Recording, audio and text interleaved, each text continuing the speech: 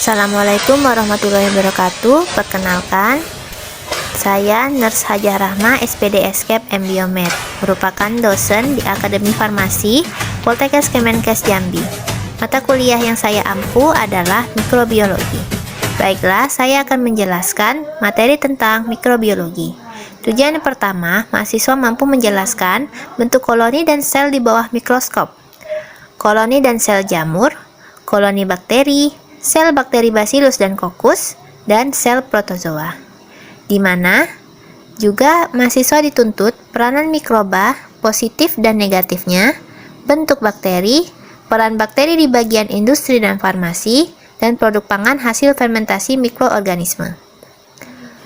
Berikut ini adalah gambaran koloni dan sel jamur pada media tanam agar. Selanjutnya, ini merupakan gambaran dari koloni bakteri yang tumbuh di media agar. Selanjutnya, berikut adalah sel bakteri Bacillus dan Coccus, di mana Bacillus itu berbentuk batang dan Coccus berbentuk bulat. Dan ini merupakan gambaran dari sel protozoa, di mana ada amuba, gonium, euglena, dan lain-lain. Selanjutnya, kita mempelajari tentang peranan mikroba, di mana peran positif yaitu produsen bahan obat, pangan, medis, dan bioremediasi. Dan peranan negatifnya yaitu penyebab kerusakan dan menyebabkan penyakit patogen. Untuk bentuk-bentuk bakteri basil atau berbentuk batang, di mana disebut sebagai bentuk Bacillus.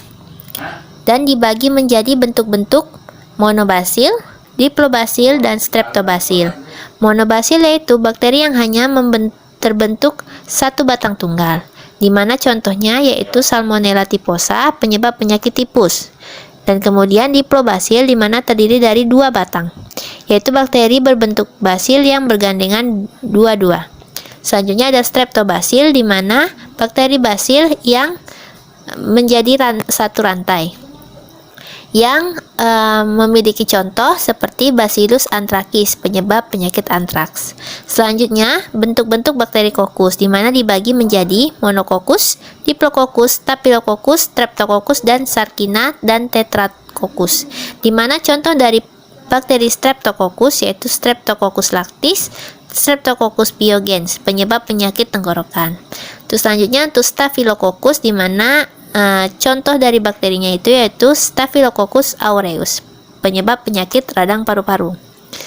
Untuk bakteri berbentuk Spirilia, ada 3 macam bakteri bentuk spiral, yaitu spiral, golongan bakteri yang berbentuk seperti spiral, misalnya Spirilium.